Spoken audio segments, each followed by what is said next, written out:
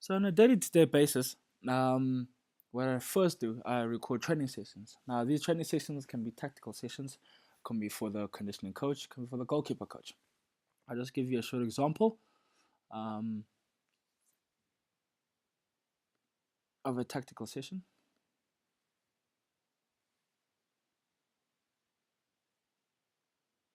Again, this is all dependent on what the coach wants to look at. Is a specific methods he wants to work on.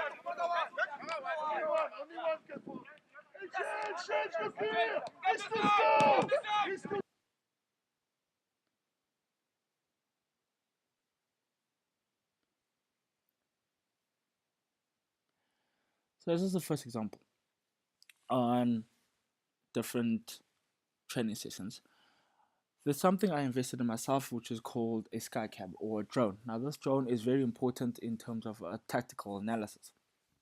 Basically, if the coach wants to see what's happening on one side of the field, for example, if the ball is in the opposition's final third, and he wants to block his defensive line in a medium block or low block, or he wants to play a high line, for example, he can then see what is happening on one side of the field in relation to the ball when he's on the opposite side of the field. So I'll just give an example. It's just a rough example. It's not with the team, but it will just give you just a view that the coach can look at when he's focusing on obviously different angles.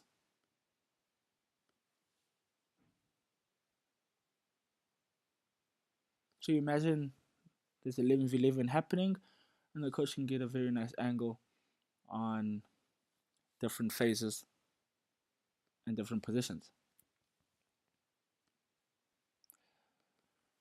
Then what I usually do is then I go into different tactical approach that the coach wants to look at. So I'll just show you an example. I've got a program called Tactical iPad. Now, with the Tactical iPad, it's basic animations. Right? It's one thing seeing everything on the field when the team is training, but now you want to explain to the players on different lines of runs and different patterns and different pressing zones that you definitely want to look at. So I'll just go right into it just to show you an example of the different animations that I'll do on a daily basis. Again, this is all used for tactical reasons. So this is a game against Chipper. And Chipper's build up. Now Chipper are the ones in the blue, Free Stars will be the ones in the red. We're focusing on their wingers coming inside on either side, overloading the central area. So we need to create a numerical advantage, forcing them out wide instead of coming through the central area, which is their preferred build up.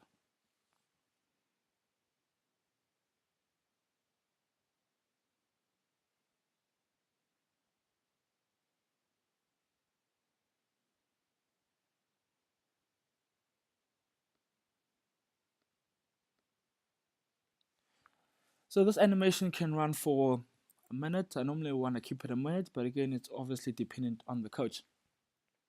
So that's basically, in a nutshell, what I do for recording training sessions. Now I'm going to go into opposite analysis, which is, I feel, the most important part of my job, breaking down the opposition. And then from there, what I normally do is I use Instat. From Instat, I watch a few games. Preferably, I watch about 7 or 8 games, picking up trends and patterns of the opposition. From there, I download the clips, join the clips, and then create a PowerPoint, which I normally present to the technical team first. Any changes, amendments that they want to make to the presentation, then I'll do, and then I present to the team. That's just a rough example of Maritzburg for freestyle for the final. Right, I just have the normal cover photo, and then look at the opposition team overview. We have their last 3 games on the left. Then we have competition, we have the result, and we have the different systems, the different formations that the opposition will use. All right, just to show an example of different formations, different systems. This is just a 4-3-3 system that Maritzburg like to use.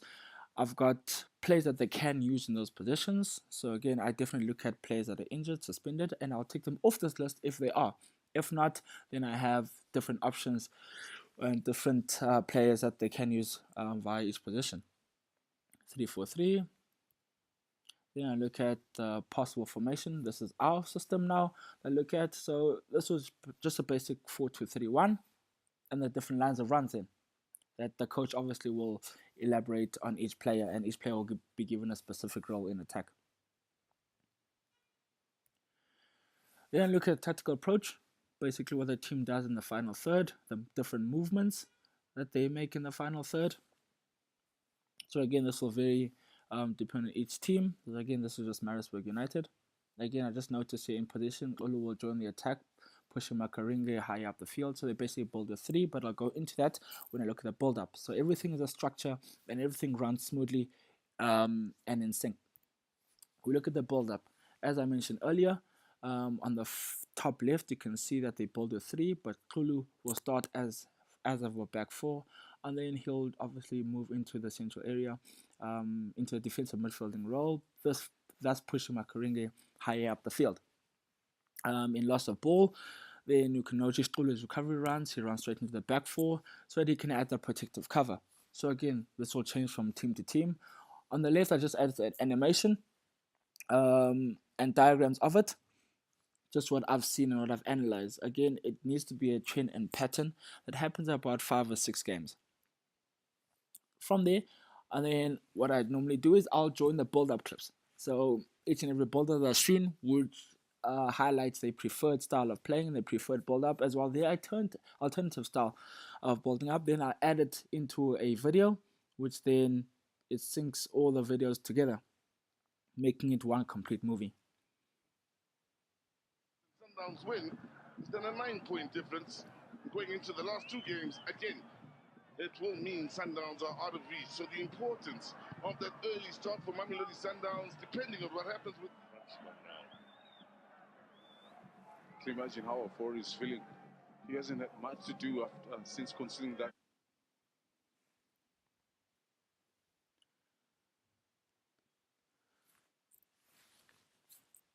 So that's basically the opposition build-up. And then I look at their attacking style, transition to attack, basically what they do in the final third, as well as the movements and different ladder runs like I mentioned earlier. So again, everything is diagrams, screenshots are taken, just further analyzing and further explaining what I've seen in the videos. I insert the video. Then we look at weaknesses and transition to defense, and basically how we can beat the opposition. What areas we can exploit to get a preferable result from our fixture. From there, then I add a video. Then I move on to standard situations. I'll start with corners, attacking corners, add videos to it, defensive corners, insert videos, attacking free kicks, insert videos, and then defensive free kicks.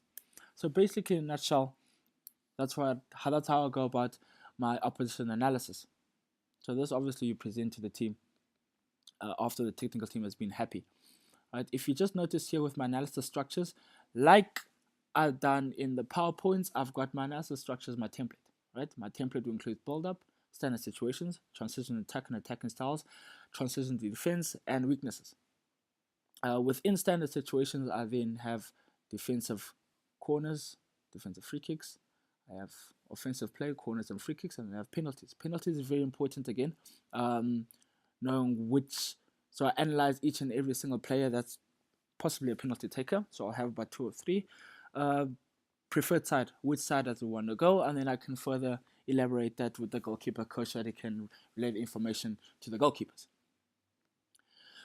After all of that, for example, we've played our game now against any opposition, and then I do a post-match. So I get videos again from Instat. And let's say, for example, now the coach has instructed a winger to run in this sort of direction. Just a rough example. Then I can be able to watch the game and analyze this player or players via different positions. I add video clips, but then I also analyze a report that I do get from Instat. So if I just open these reports, again, it's 3 reports, right? First one, 12 pages, but it goes to about a minimum of about 34 pages. It might look very tricky from a naked eye, but I know what to look at. I know which reports. I study these reports on a daily basis. So it just gives a lot of numbers, a lot of diagrams, a lot of images um, of our players and what they've done during the game. I'm gonna quickly fast forward. There's one report which I find very interesting.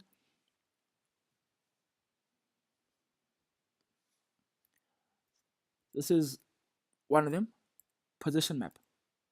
I just scroll up. So it's basically a position map. So we can see our average positioning based on ball contacts. If you notice, this will be Maritzburg on the left. This is Free State on the right. I'll focus on Free State Stars. Right. For example, if we instructed Pungwayo as our left back, number 29, to play higher up the field, we can therefore see after the game, but your ball contacts have been happening more in our own half, which wasn't the instruction you got from the coach. So how can we best improve that depending on the game? So that's very important to analyze. Then there's a lot of passes, a lot of crosses. Now this is something interesting that I work very closely with the conditioning coach or the fitness coach. Now this graph just shows every single player. Like I said, I'll focus on Free State Stars, and we take a player like Paulos Masay here, for example. Right? If you look at this graph, right, there's a darker black line running through this graph. Right, it starts off at a high tempo. This is the player's movements and his ball actions.